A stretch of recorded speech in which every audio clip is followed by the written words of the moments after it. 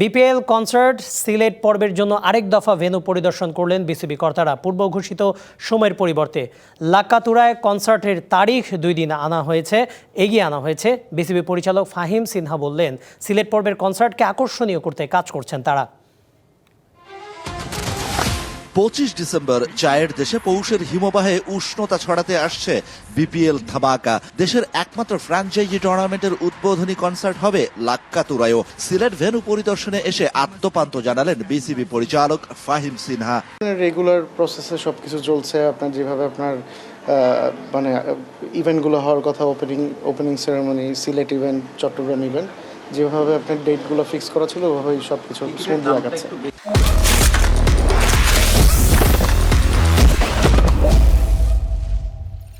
ভাটির দেশে বিপিএল কনসার্টে গড়া চড়াবেন নগর বাউল জেমস, সাথে আরও থাকবেন মেলোডি নগরের যুবরাজ আসিফ আকবররা। ধ্রুপদী সন্ধ্যায় তারুণ্যের উচ্ছ্বাসে উত্তাল হবে সিলেট।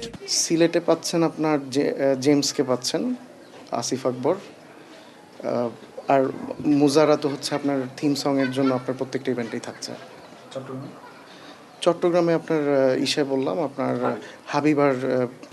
এই বিসিবি পরিচালক বললেন, যথারীতি সিলেটের উদ্বোধনী অনুষ্ঠানের টিকিট বিক্রি থেকে পাওয়া অর্থও দেয়া হবে জুলাই শহীদ স্মৃতি ফাউন্ডেশনে। ভিকটিমদের জন্য যে ফাউন্ডেশনটা করা হচ্ছে, ওখান থেকে এখানে যে ফান্ডটা আমরা গ্যাদার করব, ওই ফান্ডে দিয়ে কিছু কন্ট্রিবিউট করার জন্যই তো এই মানে টিকিটের প্রাইসিং, মানে পুরো ইভেন্টটা ওইভাবেই তো চিন্তা করা। সিলেটে এনসিএল টি20 শেষ হতে না হতেই বিপিএল এর আগমনী বার্তা। ভক্তদের অপেক্ষা সেই ধুন্ধুমার ক্রিকেট মেলার। Shahan Papon, DBC news, Sylhet.